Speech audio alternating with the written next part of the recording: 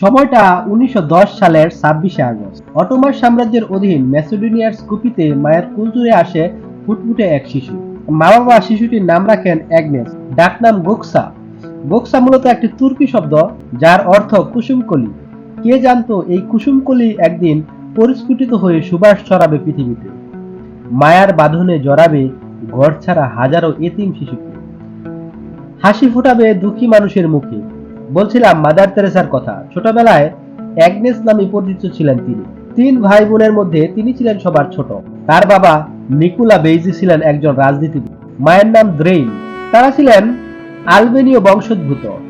বাবা মা ভাই বোন মিলে অত্যন্ত সুখী পরিবার ছিল তাদের। কিন্তু ভাগ্যের নির্মম পরিহাস, মাত্র ৮ বছর বয়সে বাবাকে হারালেন অ্যাগনেস। শুধু বাসস্থানটুকু ছাড়া সর্বস্ব হারিয়ে মহাবিপদে পড়তে হলো পরিবারটিকে।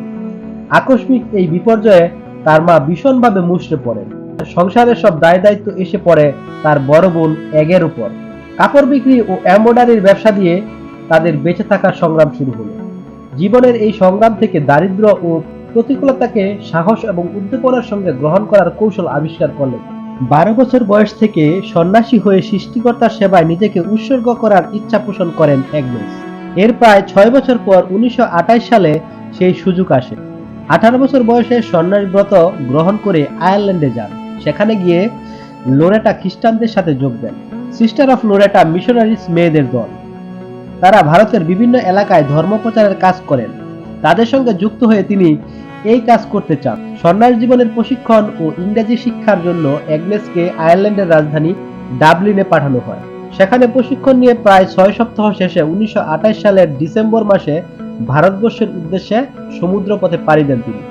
১৯২৯ সালে ভারতের কলকাতায় পৌঁছান। এরপর সেখানে একটি স্কুলে শিক্ষকতা শুরু করেন। ১৯৩১ সালে অ্যাগনেস সন্ন্যাসী হিসেবে প্রথম শপথ গ্রহণ করেন। ১৯৪৮ সাল পর্যন্ত কলকাতার সেন্ট মেরি হাই স্কুলে ভূগোল, ইতিহাস, ক্যাথেসিজম বিষয়ে পাঠদান করেন। পাশাপাশি বাংলা ও হিন্দি ভাষা রপ্ত করার চেষ্টা করেন। এক পর্যায়ে স্কুলের অধ্যক্ষ হিসেবে দায়িত্ব পান।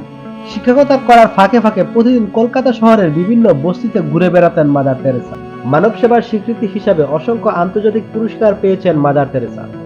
১৯৭১ সালে পোপ জন শান্তি পুরস্কার পান। বিশ্ব শান্তি প্রতিষ্ঠার অবদান চেষ্টা স্বরূপ ১৯৭২ সালে নেহেরু পুরস্কার দেওয়া হয়।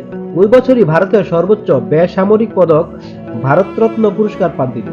১৯৭৫ সালে বিশ্ববিখ্যাত সাময়িকী টাইম ম্যাগাজিন তাকে নিয়ে প্রচ্ছদ করে। তিনি ভারতসহ পৃথিবীর বিভিন্ন দেশের মোট ৮৪টি পুরস্কার ও সম্মানিক উপাধিতে ভূষিত হন। আত্মমানবতার সেবায় আত্মোৎসর্গের স্বীকৃতিস্বরূপ মাদার তেরেসা ১৯৭৯ সালে শান্তিতে নোবেল পুরস্কার লাভ করেন।